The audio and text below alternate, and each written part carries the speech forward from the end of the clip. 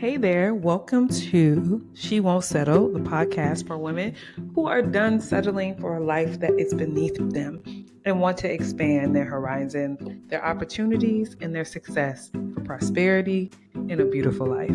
I'm your host, Marlana Baylis, and today we're talking about outgrowing friendships and how to move forward. So, let me tell you a story.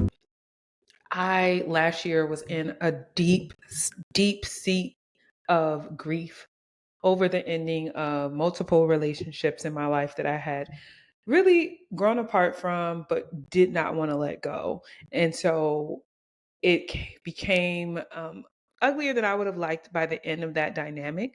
But looking back on it now, I can recognize that I was giving people more time than they should have had. And one of the ways we outgrow our friendships and how we can recognize that that is what is happening is there is a shift that you sense. There is a shift in the energy when you're with the friends that you used to get so much joy from, and they used to get so much joy from you as well. It started to feel like you have to almost pre-think about what you're going to say or what you're going to do, and that to me was the number one sign that things were shifting. The questioning, right? And then also just noticing um, when you're in their presence that you are observing more than you're engaging, just because you start to see things that maybe you just didn't see because you had rose colored glasses on for people. And I struggle with that because I definitely had rose colored glasses on for people that I love. I saw their flaws, but I think what I was doing was giving them the benefit of the doubt that one, their flaws unfortunately would not impact me because I wasn't someone that they were at the time had a grievance with. So I wasn't worried about some of their bad character kind of falling on me because I wasn't doing anything intentionally harmful or negative towards them. And so I think that is the biggest thing when you're outgrowing a relationship. It kind of comes out of nowhere. And I was talking actually with my esthetician about this the other day because she similarly had gone through something as well with a long time relationship. And I think the thing is, you start to see how you all don't want to do the same things.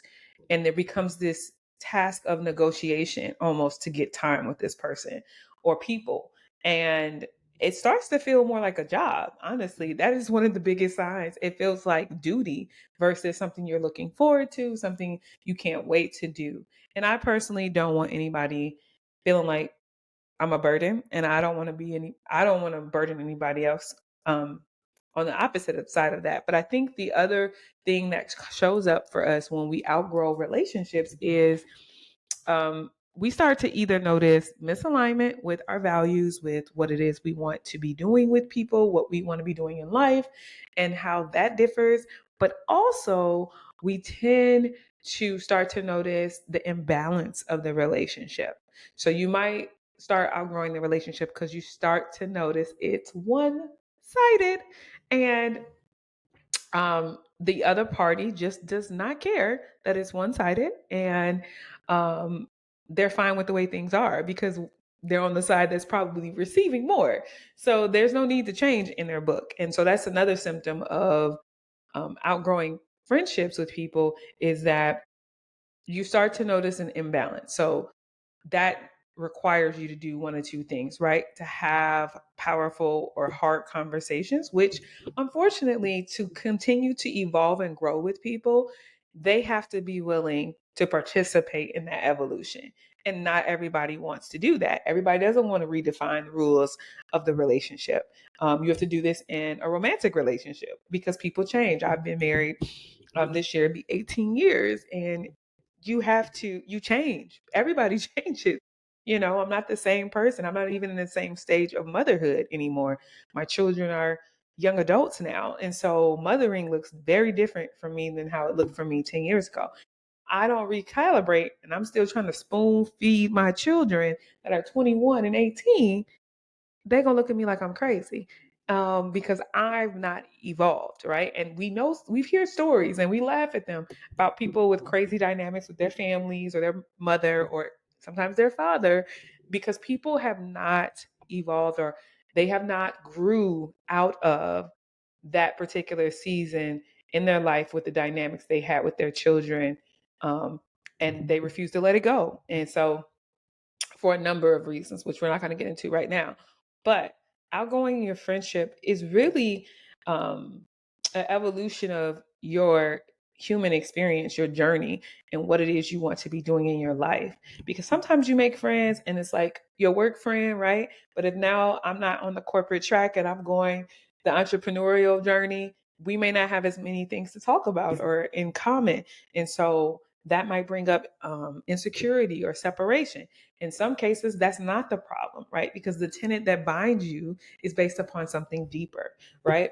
And so I think what is how you can handle it moving forward is to acknowledge. Acknowledgement does not get enough conversation because as a society, we tend to run around doing so much.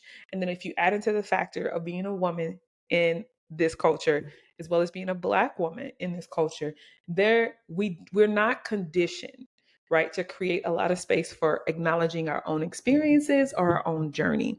And as a coach, I oftentimes like to help people do that because for a lot of us, it's the first time you've spent any amount of time acknowledging what's happening in your world, your experience, outside of verbalizing it to others when you're talking about it. But you're not like, personally saying, hey, this is impacting me. This is how it's shaping me. This is how it is impacting me in a way that I really don't desire. Right. And so acknowledgement is a big way that we can do that. I like to acknowledge things personally through journaling. It is scientific. The brain and your body need to process your experience. And if it does not, it will hold on to it. And that's where you get people who are in toxic friendships because they don't know how to let it go. They know it's not working for them. They know the person is not beneficial to their experience, even if the person isn't actively harming them. If it's harming your heart, and your soul, it's harming you. And sometimes, again, conditioning said, our conditioning and our past environments do a lot to us. So if you have not been taught, right, and as Black people in this country, oftentimes we are conditioned to survive, right? And so you can bring that into your relationships. It's about surviving it. And you don't reframe and say, actually, no, I don't need to survive you. I need to remove you and I need to let it go. Um, so first step, acknowledgement. I already said that, right? So acknowledge it. The way you can acknowledge that, verbalizing, verbal journaling. Um, I like to offer people my breakthrough journal or worthy woman journal just to start the process that I have available on Amazon and at my links on social media as well that allow you to spend that time acknowledging what's going on with me right now. Because with everything that's happening, it is one of the best ways to bring balance back to your body and your mind is to do that, right? Another way, right, is how do you move forward? You could have the hard conversation. In my case, I had the hard conversation. The other party was not very willing to be truthful or wasn't ready. We can make up all the stories. But what it showed me was that this person was not willing to address my concerns. But I was willing to have the conversation because I think sometimes people think having hard conversations means something's wrong. I know I used to think that young and youthful in my marriage, like if we argue and we having disagreements, that must mean something's not right. But in fact, oftentimes the willingness to have the hard conversations means you care enough to want to figure this out and to move forward. Same thing in your careers. If you want to keep solving the problem so that you can get to the solution, so you can ultimately have success on the project, just coming from my background as a consultant, then you do that. But if you don't, and it's not worth it, right? And some of us find ourselves into the sunken cost syndrome. And what I mean is, if you've invested a certain amount of time, you don't want to let the relationship go. Some people have relationships they've had for 20 years. For me, it was 10. And it was really hard because if I'm honest with myself, I had this scenario happen a couple years ahead of time, and I should have walked away then because it already broke my heart the first time. But the person was remorseful, and I thought we could work through it, and I thought we could move forward. But sometimes you don't need to give people multiple chances. You need to give them an opportunity to hear you out, to see if there's some reconciliation that's available for both parties, right? Because I don't think most of the time, at least for myself, the person, hopefully we're not in relationships with people who are complete villains in our lives. But if they're not and they had a slip up, then we have the discussion, right? But if in the time you find that the person says, I'm not doing nothing wrong, I don't see a problem, you have to come to a decision where you have to ask yourself, do I love you more than I love me? And the answer should always be hell no. You don't love nobody more than you love yourself. And sometimes loving people is letting them go. If they don't see an issue and they don't want to maintain that dynamic, they don't want to do any work to have a dynamic with you, then it's okay to accept your reality. That is another tenet I love to tell my coaching clients.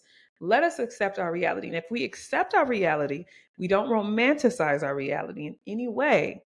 What do we do next? Not if, what if that person does this, or they might, they could. No, with everything you know right now, what is best for you moving forward? And oftentimes it is to remove yourself. And so I don't really believe in drama. I like to then step back. And so the next step is just to step back. You don't have to be rude, you don't have to be mean, but what you have to do is hold boundaries for what you deserve and what you believe you should have when you are in a relationship with other people. And then lastly, explore. Get out there. One, to prove to yourself this isn't it. Whatever the relationships are that are dissipating, we're social beings. We need people. We need our community. So I'm not going to act like you don't need nobody. That's not the right strategy either. What you want to do is explore so that when you're reminded, hey, there's people that want to do the things that I want to do. There's people that's interested in the things I'm interested in. There's people that have the passions I have. And it's so refreshing because when you experience it, it reminds you, in some ways how that relationship maybe used to be, and that's okay. And that one, you will survive. And then grieve. I said lastly, but I really mean grieve. You have to grieve those relationships, grieve what they meant. And the way I advocate to grieve is let your feelings feel so again they can process and leave. And then for me, again, journaling is my number one tenet tool that I like to go to and journal about what was good, what was bad, and release them symbolically, whether that's releasing the letter or journal pages that you wrote, burning them as a way to say that stage of your life has moved on. And then wish them well. Wish them well. And sometimes that takes the longest, especially if you're really hurting. And that's okay too. You're allowed to be human.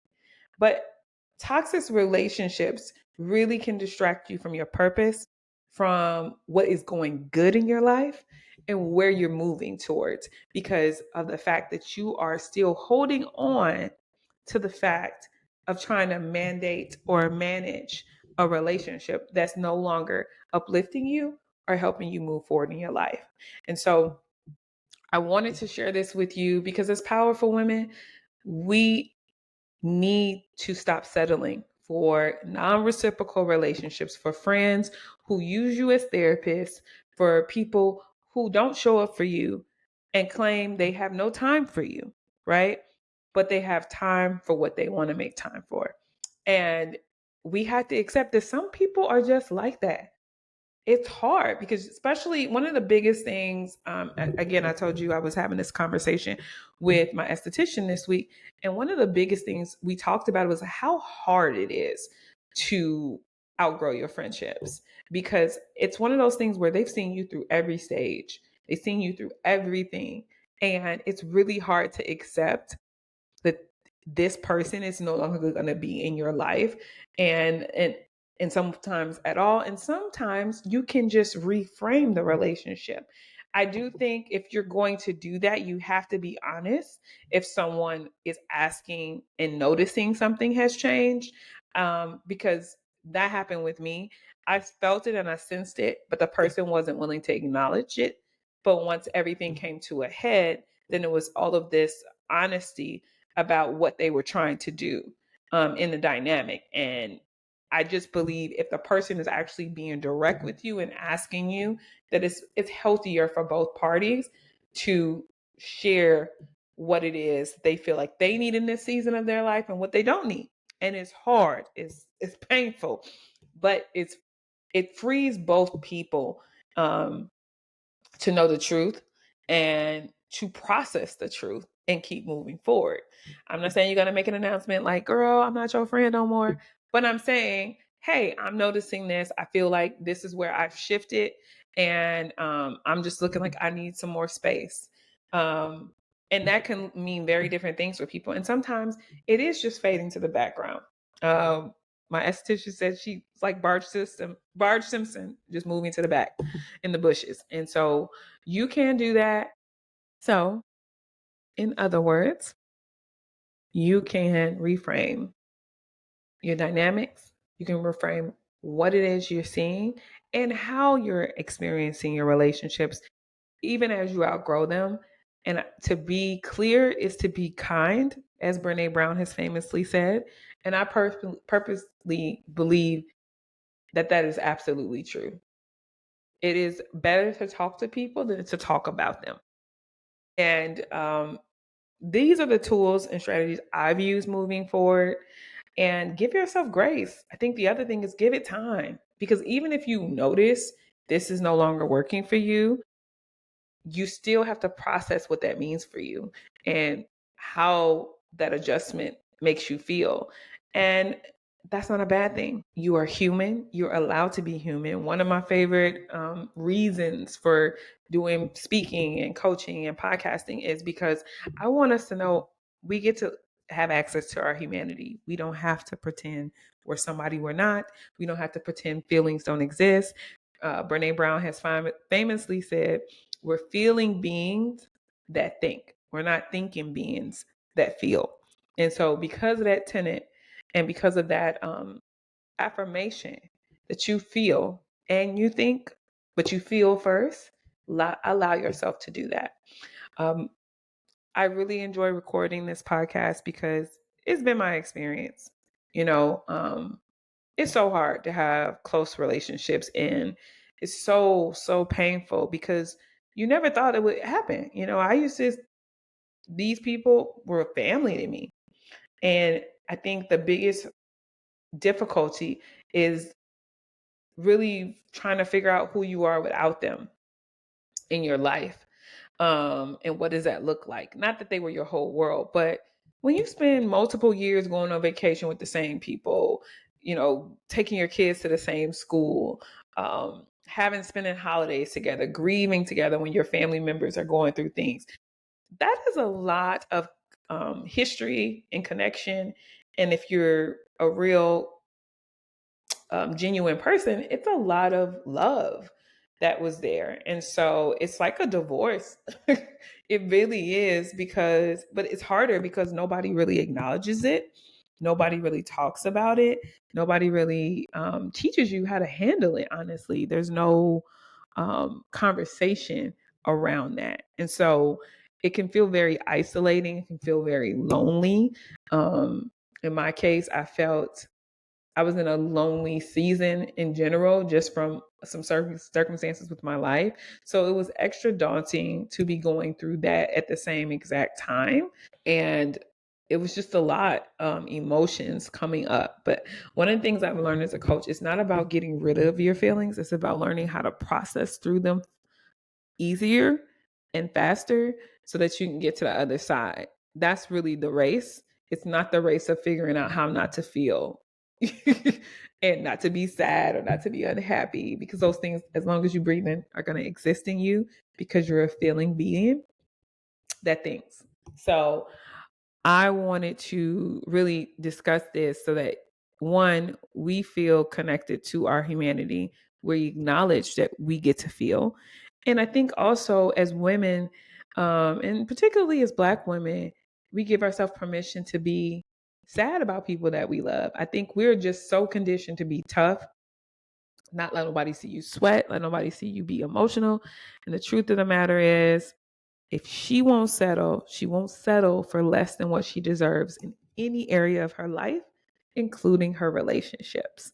So I hope you enjoyed listening. Please share this episode with someone you know that needs to be reminded it's okay to grow and expand and to um, reevaluate your relationships and friendships.